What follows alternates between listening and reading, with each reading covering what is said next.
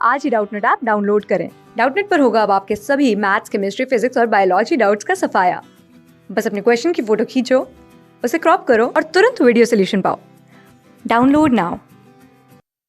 Hello students, question देखिए हम लोग को बोल रहा है if A B C are 3 non zero non coplanar vectors. ठीक है, तो हम लोग को यहाँ पे एक वैल्यू दी है बी वन की, एक वैल्यू दी है बी टू की, ऐसी बी थ्री की, सी वन की दी है, C two, C three and C four. ठीक है, ये हम लोग को 4-5 वैल्यूज दिए है और हम लोग को इसमें पूछ रहा है कि which of the following is a set of mutually orthogonal vectors.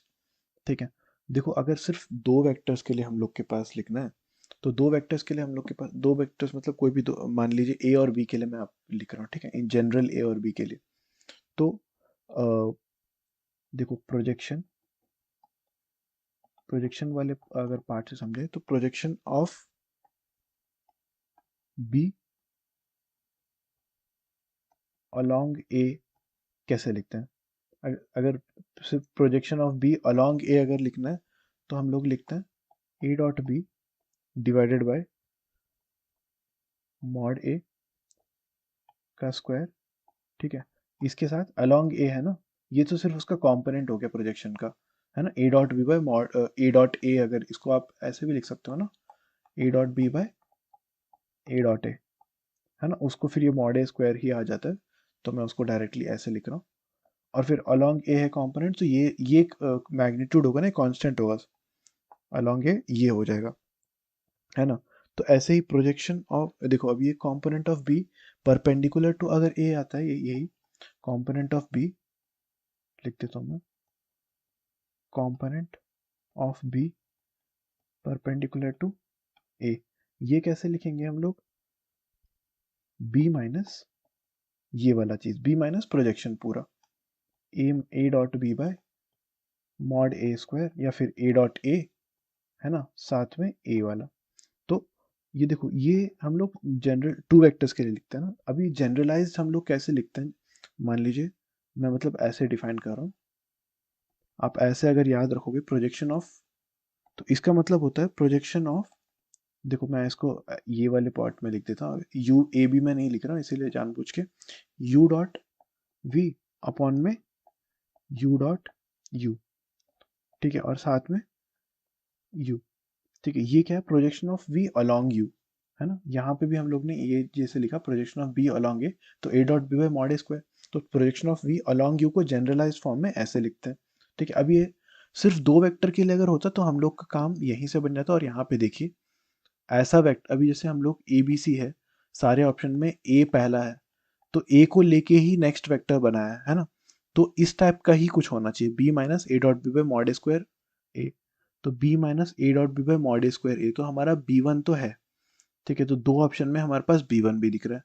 यहाँ पे बी टू देखो बी प्लस आ रहा है, तो प्लस तो हम लोग के पास कभी भी, अगर परपेंडिकुलर वाला चाहिए तो हम लोग उस वेक्टर में से उसका प्रोजेक्शन माइनस करेंगे तो हम लोग के पास उसका परपेंडिकुलर आएगा। तो बी टू वाला पार्ट तो होगा नहीं, तो बी टू और ये दो ऑप्शन तो हमारे होंगे नहीं।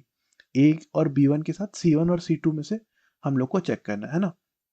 तो हम लोग ऐसे नहीं चेक करते हैं, अभी जनरलाइज वे में मैं बताता हूँ। देखो अगर ये हम लोग प्रोजेक्शन ऐसे डिफाइन कर रहे हैं, ठीक है, और मान लीजिए हम लोग को U V one V two V three ऐसे, वी वन वी टू ऐसे बहुत सारे हम लोग को दे रखे हैं। ठीक है, अब हम लोग को ये नॉर्मल वेक्टर्स है, अब हम लोग को इससे ऑर्थोगोनल वेक्टर्स बनाने हैं, ऑर्थोगोनल वेक्टर्स का सेट। तो हम लोग कैसे लिखेंगे, यू, मान लीजिए U one equal to V one है। ठीक है, पहला वेक्टर को हम लोग हमेशा ऐसे ही लेंगे, तो यहाँ पे ये ए ऐसा ही आएगा, जो यहाँ पे हम लोग के इस केस में ये ए है।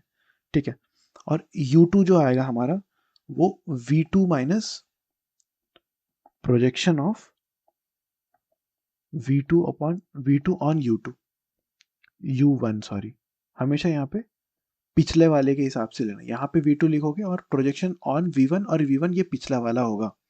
ठीक है, तो ये क्या हो जाएगा, V2 माइनस क्या आ जाएगा, projection of V2 on U1, मतलब देखो V2 डॉट U1 अपॉन में U1 डॉट U1, है ना। यहाँ पे V2 क्या हो जाएगा, देखिए हम लोग को ABC दे रखा है ना, V1 V2 V3, तो यहाँ पे V2 क्या हो जाएगा, B हो जाएगा। तो देखो क्या आ जाएगा, B माइनस v2 है b डॉट u1 क्या है a, b dot a upon में मॉड a स्क्वायर है ना, u1 a1 dot a1 mod a square आएगा और साथ में u1 का मतलब a1 के साथ। ठीक है, ये हमारे यही चीज़ आया। अब हम लोग को अगर थर्ड के लिए लिखना है तो ये आ जाएगा हमारा v3 minus projection of v3 on u1 minus projection of v3 on u2, ऐसे लिखेंगे है ना। v3 है, अब हम लोग को हर देखो हर v1 जो u1 है वो v1 एज इट इज लेंगे, u2 जो है वो हम लोग ये वाले वेक्टर को ही और मॉडिफाई करेंगे v2 को।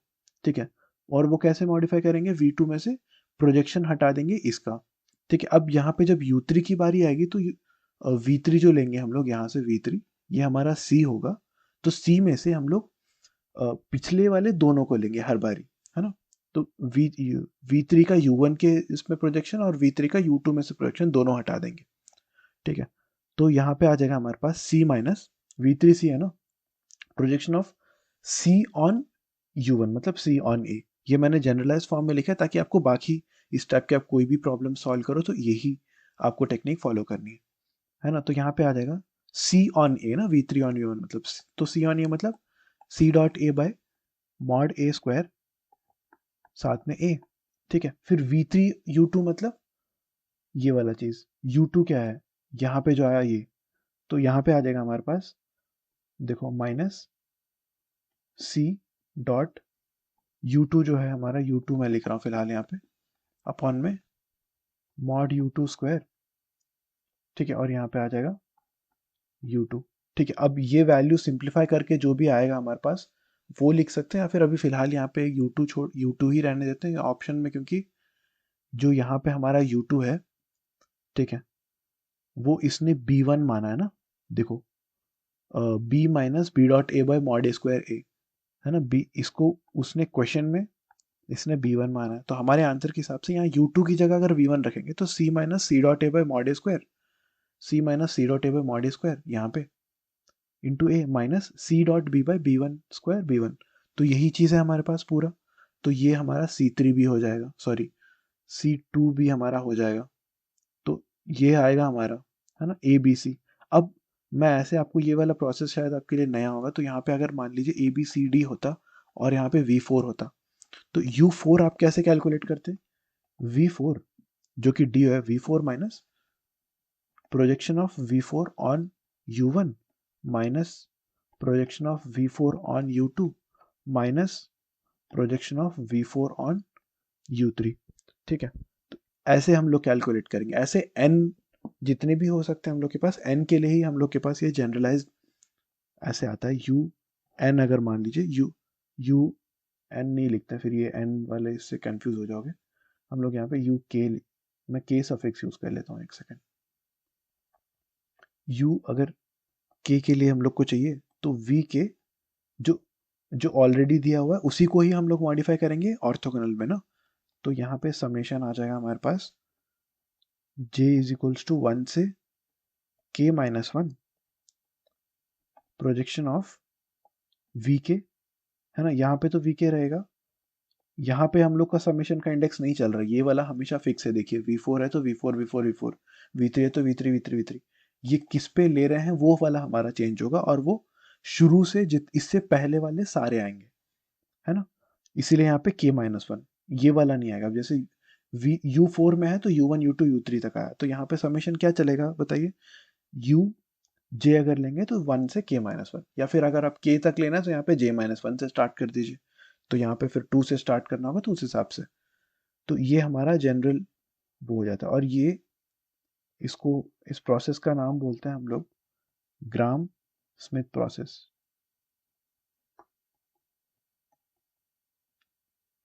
ठीक है, इसमें कोई भी हम लोग को जनरल वेक्टर्स दिए होंगे तो उससे ऑर्थोगोनल वेक्टर्स निकालने के लिए ये वाला प्रोसेस यूज होता है। और अगर इससे हम लोग को ऑर्थो नॉर्मल वेक्टर्स चाहिए तो जो भी वेक्टर आएंगे, ठीक है, अभी जैसे ये u1 या u1 u2 आ गया, तो ये सबको उनके क्या कहते हैं मॉड्यूलस से आप डिवाइड करोगे तो यहाँ से ऑर्थो नॉर्मल आ जाएंगे।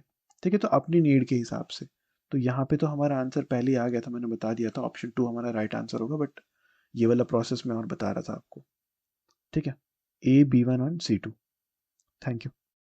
क्लास 6 से 12 से लेके नीट, IIT, जेई मेंस और एडवांस के लेवल तक 10 मिलियन से ज्यादा स्टूडेंट्स का भरोसा। आज ही डाउनलोड करें डाउटनेट ऐप या व्हाट्सएप कीजिए अपने डाउट्स 8400 400 400 पर।